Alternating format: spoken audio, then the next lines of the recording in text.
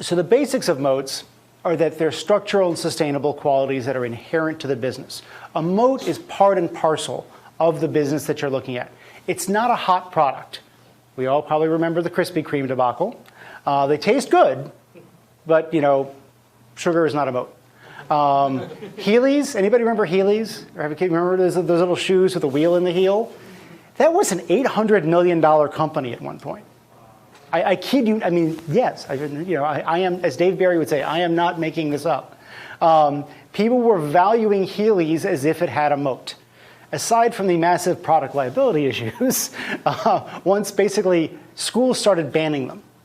And so that's a problem if your target audience of 12-year-olds can't buy your product anymore. And so that business went to hell pretty fast. It's not just a cool piece of technology. We talked about NVIDIA and the graphics companies a moment ago. Remember iOmega? Remember that was going to be the thing. It's just a cool piece of technology. And frankly, any cool piece of technology can be replicated by other smart engineers, unless there's some switching cost, some lock-in effect that occurs, that or an industry standard is created. But anything that one smart bunch of guys can develop, there's probably another smart bunch of guys somewhere else trying to make it even better.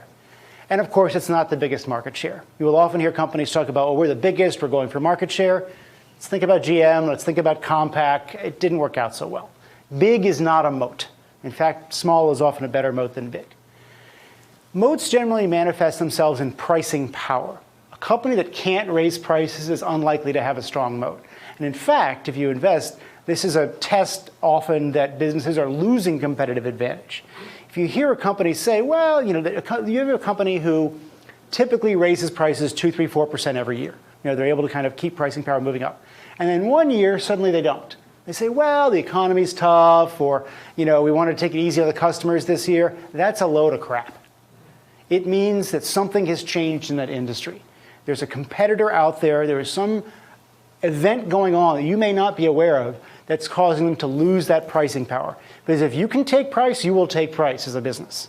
And so if companies that lose that pricing power, that's usually the first sign that their moat is eroding.